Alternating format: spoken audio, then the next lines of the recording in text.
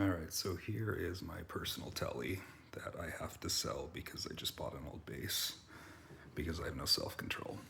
So I built this one. This body is two-piece ash, swamp ash, poorly matched, and I picked that specifically, and with a diagonal seam.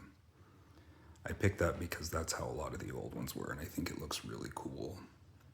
So selected that, got the body in kind of rough shape, rough cut, did very sharp edges, just slightly rounded over, and did a nice full, what do you call that? Router hump, like the early ones. And you can see the oversized neck pocket lip that tapers in, just like the old ones. This is a Callahan Bakelite lacquered guard. The pickup is perfect for this guitar. It's a 50s Harmony H44 Hershey pickup.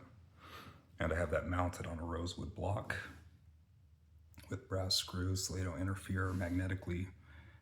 And then I have a riser plate made out of Brazilian rosewood. Chopped back a correct cold rolled steel Fender plate, number 13.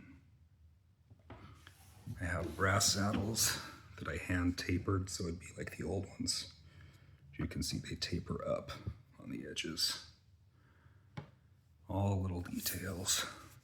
That is blonde nitrocellulose lacquer, same stuff that would have been used on the original. It is razor thin, and it is old style lacquer, so it has no plasticizers in it. So it will yellow and it will crack and check. There's actually a lot of checking on here already. You just can't really see it in this lighting.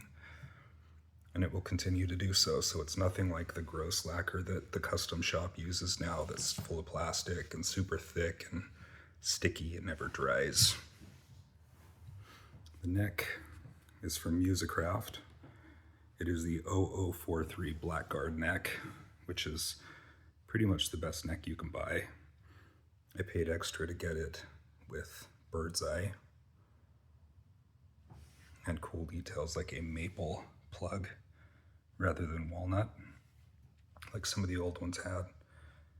There's your Fender water slide decal that you can scrub off if you want. It's clipped just like an old Nocaster. Goto tuners. Another cool thing about this body I forgot to mention is that if you pop off the plate, this one actually has the donut route or the plunge route that's just seen on a couple of early broadcasters, and it's very cool and very unique. It has a correct backlight switch tip, backlight knobs, and CTS 1950s 50K pots, which is what went with those pickups. They sound incredible. The taper's perfect, like these old CTS pots always are. And the switch goes direct to jack, volume only, volume and tone. And you'll hear a huge difference between those different settings. That back harmony setting is very like smoky, just like those old H44s. And then the straight to jack position is like searing and loud and beautiful. But the great thing about this pickup is it always has a slight compression, and the trebles are clear but like never ice picky. So it's kind of like what you wish your telly would sound like. Okay, flipping it over. It's a relic, don't worry about the little bang. So I made sure that the headstock was shaped perfectly. I did a little work on that myself. The taper, the so-called Taddeo taper, is super smooth, so you can't even like see a transition from the neck to the headstock. This is my favorite profile. It's a fat V starting here, and then it tapers into a nice rounded profile. And that's why people love this 0043 neck shape. These necks are expensive. They're like $500 or something with all the upgrades, but they're worth it. Here's the back of the body.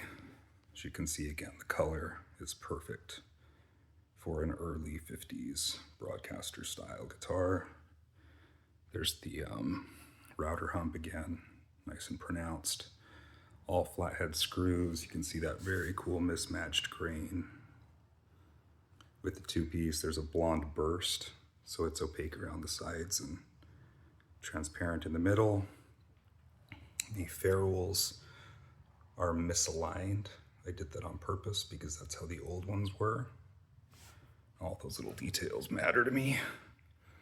You can see it's got the dowel plugs in the correct 1/8 inch size, which was Vogue S, which was only in the early 50s.